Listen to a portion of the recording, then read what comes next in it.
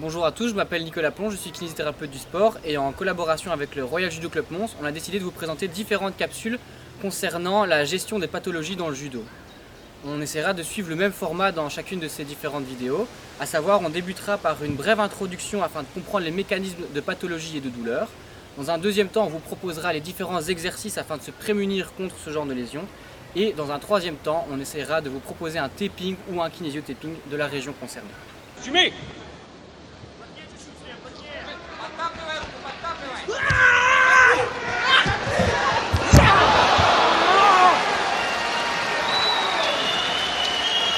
Aujourd'hui, on va vous parler de l'épaule. Dans un premier temps, on va essayer de développer les différentes notions théoriques de mécanismes de douleur et de pathologie de l'épaule chez le judoka. Dans un deuxième temps, on va visualiser une vidéo d'exemple de traumatisme de l'épaule dans le judo. Dans un troisième temps, on va vous proposer les différents exercices de prévention et de rééducation afin de se prémunir contre ce genre de lésions et justement bâtir une épaule saine propice à la pratique du judo. Et dans un dernier temps, on vous proposera un kinésio-taping de cette région. Alors, on va d'abord parler de la notion de déséquilibre musculaire et notamment du déséquilibre des muscles rotateurs internes d'épaule qui sont hyper imposants comparés aux muscles rotateurs externes d'épaule qui eux le sont beaucoup moins. Alors, il faut savoir que le judo c'est un sport déjà hyper déséquilibrant dans le sens où on va surutiliser le muscle grand pectoral, grand dorsal, grand rond, sous-scapulaire, dans le sens où dans toutes les actions du judo, que ce soit en fermeture de mouvement, que ce soit en koshi-guruma, que ce soit à la garde, on a souvent tendance à travailler ces grands rotateurs internes d'épaule. A l'inverse, on bosse beaucoup moins les rotateurs externes d'épaule qui pourtant ont un rôle primordial parce que ce sont des muscles qui, avant n'importe quel mouvement d'épaule, vont se précontracter pour justement engager la tête humérale dans son articulation et engager une certaine stabilité pouvant harmoniser par la suite les mouvements de l'épaule. Il est aussi prouvé dans les sports de lancer notamment que plus ce déséquilibre est important, plus le risque de blessure par la suite au cours d'une saison va être majoré. Donc le renforcement des muscles rotateurs externes va être hyper important dans la rééducation et les exercices de prévention pour bâtir une épaule saine chez le judoka. Deuxième aspect important, la dyskinésie scapulaire. C'est en fait un terme un peu barbare simplement pour résumer le fait qu'il y a une altération des mouvements des omoplates. Alors, il y a plusieurs causes à ces dyskinésies scapulaires, notamment une raideur musculaire au niveau du petit pectoral, une raideur au niveau de la capsule postérieure qui va engendrer lors des mouvements d'écartement ou d'élévation du bras, en fait un mouvement prématuré et donc anormal de l'omoplate, ou alors simplement un déficit de contrôle neuromoteur de différents muscles qui sont censés être responsables du bon mouvement des omoplates. Donc on pense notamment aux muscles dentelés, aux muscles trapèzes inférieurs moyens ou bien même les rhomboïdes. Ici, ils sont déficitaires, vont mener à justement une altération de cette dynamique de l'omoplate. Troisième aspect, l'épaule instable et la luxation d'épaule. Donc en fait, une épaule, elle se luxe vers l'avant et en interne. Donc au lieu de se retrouver bien dans son articulation, eh ben, l'épaule va se retrouver ici. Donc une luxation antéro-interne.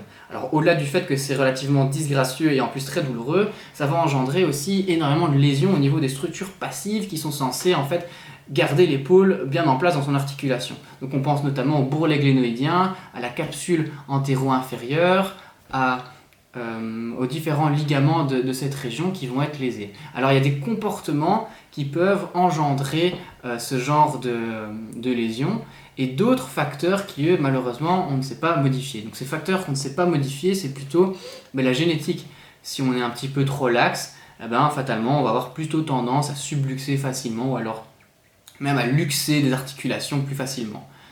A l'inverse, il y a un facteur qu'on peut modifier et qu'on va plutôt qualifier de technique, c'est surtout les judokas qui ont une fermeture tardive de tous leurs mouvements. Donc en fait, ce sont des judokas qui vont plutôt réaliser des mouvements en étant en hyper mobilité au niveau de l'épaule et en venant tout ramener rien qu'à la force des bras. Et donc on comprend bien qu'à force de répéter ce genre de mouvement, que ce soit en Morote Seoinage, que ce soit en Koshi-guruma, à force de répéter, de travailler uniquement avec la force des épaules, on va venir créer au fur et à mesure des micro-lésions au niveau des structures passives qui sont censées justement engager cette stabilité d'épaule. Et donc un beau jour, malheureusement, sur une chute, que ce soit sur le coude, sur le moignon de l'épaule, ou bien simplement en réalisant de nouveau le même mouvement, pac, l'épaule sort et ça a été certainement induit entre autres par le fait qu'il y a eu cette fragilité dû au fait qu'il y a eu des répétitions de mouvements un peu micro-traumatiques et qui est venu fragiliser cette capsule et ces structures passives antérieures de l'épaule. Alors les objectifs des exercices qu'on va réaliser, c'est simplement justement de remédier à ces différents aspects. Donc premier aspect, renforcer les rotateurs externes pour limiter le déséquilibre et aussi augmenter leur aspect coaptateur et stabilisateur de l'épaule.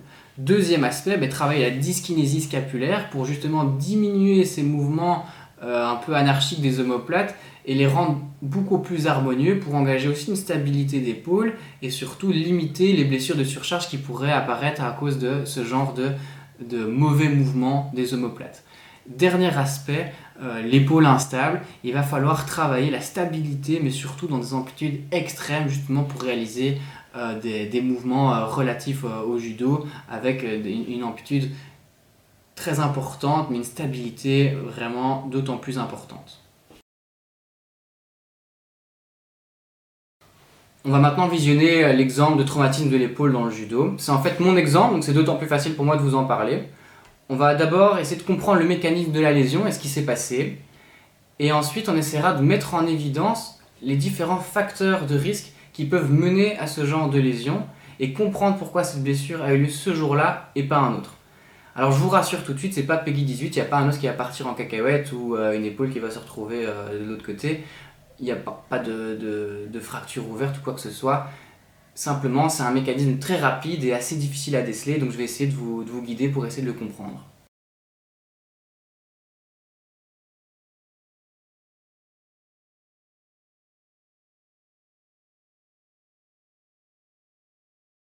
Alors voici la vidéo du traumatisme. On va voir qu'en fait je viens balayer mon adversaire et lors de la projection je vais retomber sur mon coude. Et en fait l'impact du choc va se répercuter jusque dans mon épaule et la tête humérale va venir taper sur le toit osseux juste au-dessus et donc en fait venir léser et le tendon du sus-épineux qui va être écrasé et la capsule postérieure de l'épaule. Alors on voit mon premier réflexe dès que je tombe, c'est déjà j'ai une douleur très vive et une grosse impotence fonctionnelle, impossible de lever le bras. Je me dis ok, est-ce que mon épaule est toujours en place? Au final, oui. Et du coup, ma première intuition, c'est de me dire, ok, c'est mon acromio-claviculaire qui vient de sauter, donc il se retrouve comme ça, avec une touche de piano qui se balade. Au final, c'était pas ça, donc j'étais quand même relativement rassuré.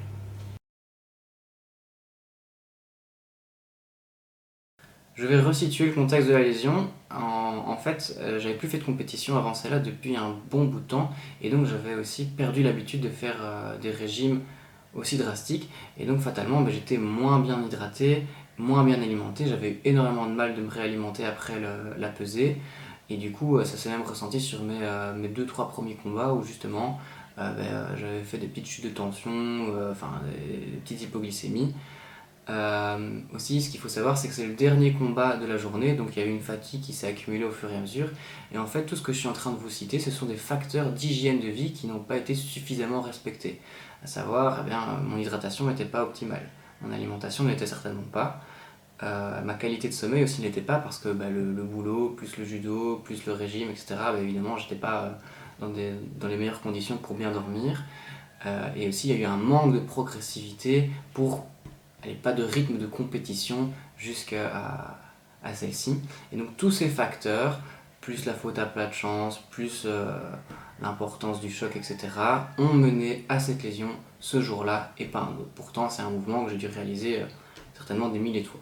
Alors c'est plus un mythe, c'est même prouvé, les régimes cycliques prolongés, donc un peu faire le yo-yo comme on dit, mal gérer son poids, ça augmente considérablement le risque de blessure.